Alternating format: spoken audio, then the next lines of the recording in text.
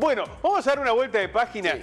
Y vamos a meternos en lo que está ocurriendo en el Chaco, pero a partir de lo que ocurrió en el Chaco, poder contextualizar qué pasa en la Argentina en lo que tiene que ver con la cuestión de los femicidios. Incluso podríamos ir un poquito más atrás. A ver, voy a hacer un planteo que está relacionado a lo que sucedió en la última dictadura militar. Había muchas dudas sobre si era posible condenar a una persona por homicidio cuando no se encontraba el cuerpo. Sí. Fue una discusión judicial muy fuerte que se dio, por ejemplo, cuando se juzgó a la Junta Militar en aquel juicio histórico que terminó con la condena a los máximos responsables, los jerarcas de la última dictadura. Finalmente se determinó que efectivamente se podía juzgar, aún con la ausencia del cuerpo, cuando se determinaba que había habido un homicidio. Cuando comenzó la lectura sobre el concepto del femicidio, es decir, el asesinato de una mujer por cuestiones de género, volvió a plantearse esta discusión. ¿Qué pasa cuando no se encuentra el cuerpo? Cuando vos tenés que juzgar a un homicida sin encontrar el cuerpo y sobre todo adjudicarle el concepto del femicidio, ¿no? Bueno, que es un poco lo que se está debatiendo hoy en el Chaco. Sí.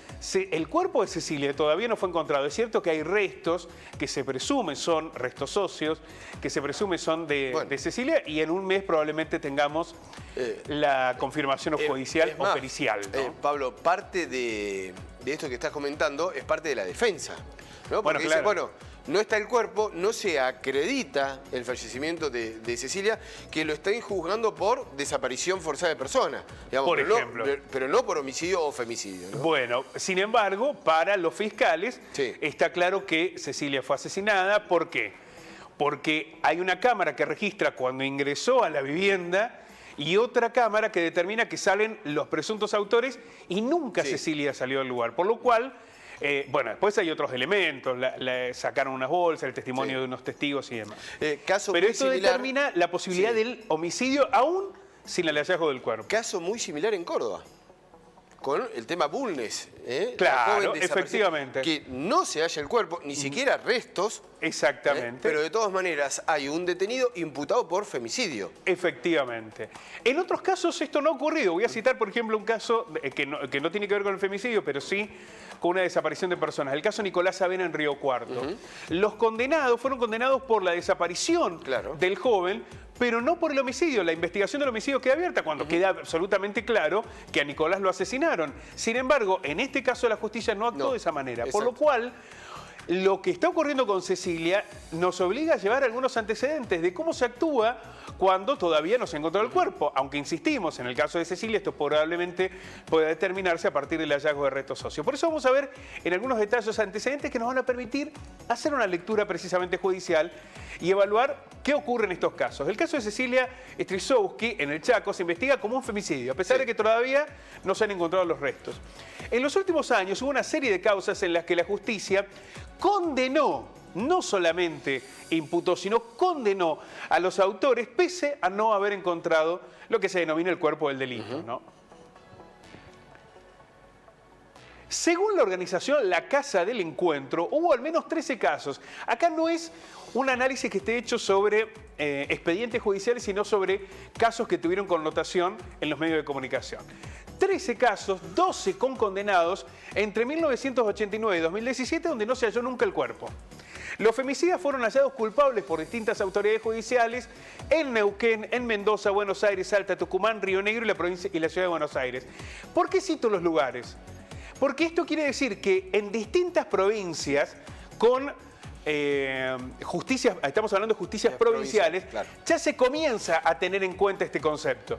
Digamos, el no hallazgo del cuerpo no implica que no pueda ser condenado el homicida y por femicidio, es decir, que se convierte en un femicida.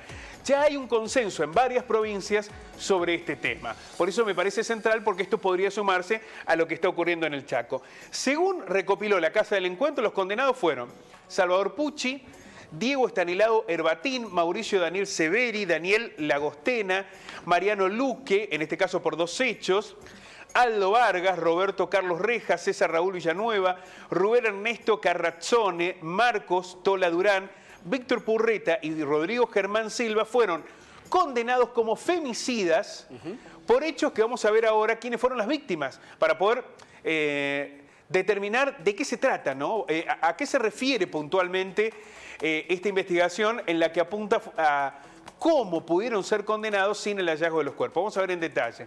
Las víctimas, probablemente recordemos más los casos por las víctimas, claro, ¿no? Sí. María Sebastiana Lara, Estela Maris Pugliese, Claudia Marcela Monzón, Erika Soriano, Soledad Olivera, Joana Chacón, Noelia Joana Rodríguez, Milagro Avellaneda y su hijo, Benicio Coronel. Recordemos que recién hablamos de un femicida por 2 casos, ¿no? Acá asesinó a la mamá y al hijo.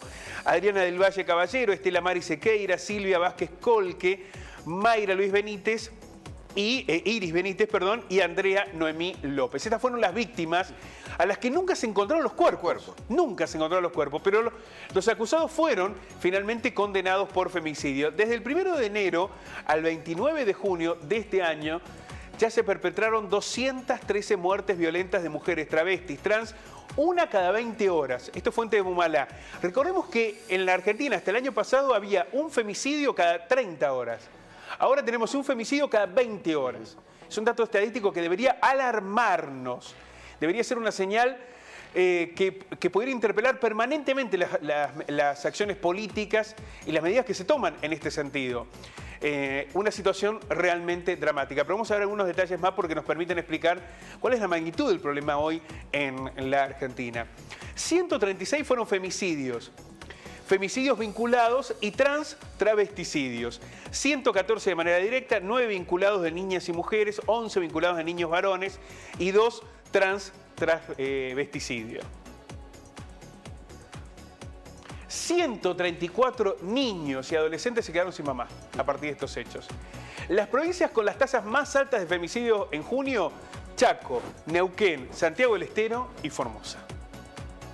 Bueno, datos que nos permiten describir, primero, la magnitud de un drama que lamentablemente en la Argentina no logra reducir las estadísticas, sino por el contrario, las ha profundizado. Y por el otro lado, lo que implica la investigación de estos casos. ¿Se puede condenar sin cuerpo? Sí. Se puede condenar sin el hallazgo del cuerpo del delito y esto ha quedado revelado en al menos 13 casos que tuvieron connotación pública. La tasa nacional hoy de femicidios es 0,5 cada 100.000 mujeres. El 57% de los femicidios fue cometido por parejas o exparejas y la edad promedio de las víctimas es de tan solo 37 años. Bueno, son los datos, ¿no?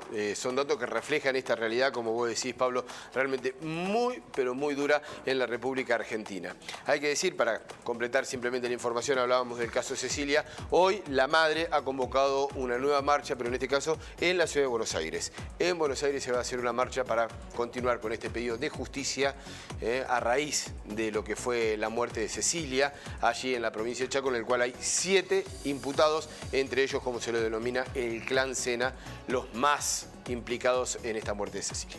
Lamentablemente. Gracias, Pablo. A ustedes.